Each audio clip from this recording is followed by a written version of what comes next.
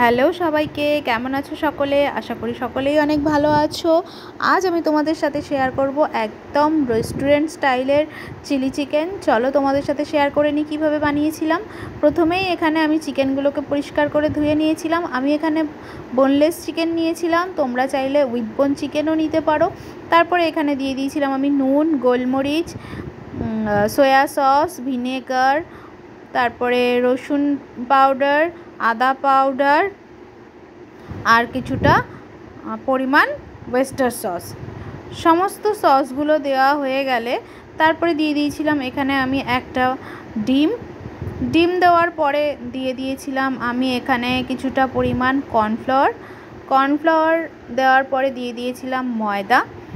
সমস্ত উপকরণগুলো দিয়ে ভালো করে আমি চিকেনটা ম্যারিনেট করে নেব। চিকেনটা ভালো মতন ম্যারিনেট করা হয়ে গেলে বেশ কিছুক্ষণ একটু ফ্রিজে রেখে দিলে ভালো হয়, তাহলে চিকেনটা পুরো জুসি হবে আর ভেতরে পুরো ফ্লেভারটাও ঢুকে যাবে, খেতেও খুব ভালো লাগবে।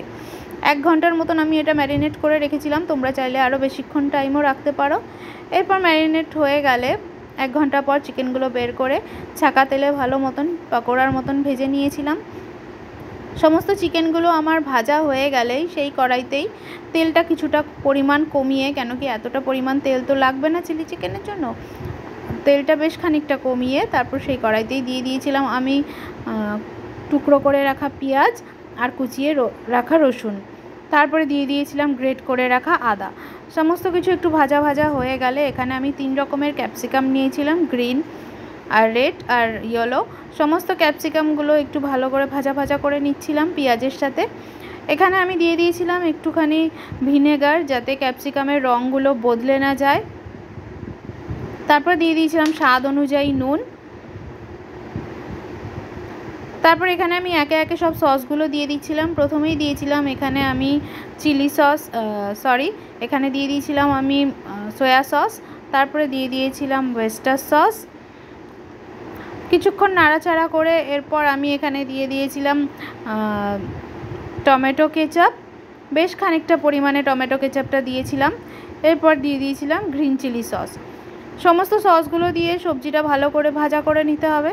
ভাজা একটু নরম হয়ে আসলে, খুব তো সেদ্ধ হবে না, তারপরে যে চিকেনগুলো ছিল ভাজা চিকেনগুলো সেগুলো দিয়েই আবার একটু নাড়াচাড়া করে নেব, যাতে সমস্ত সসটা চিকেনের সাথে ভালো মতন মেখে যায়।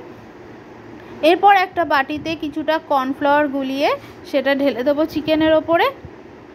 যেহেতু আমি এটা খুব বেশি ড্রাইও করছি না, আবার খুব বেশি গ্রেভিও করছি না, তার জন্য আমি পরিমাপ অনুযায়ী দিয়েছি কর্নফ্লাওয়ারটা। কারোর মনে হলে সে একটুখানি কর্নফ্লাওয়ার পাতলা করে দিতে পারে, তাতে গ্রেভিটা একটু বেশি হবে।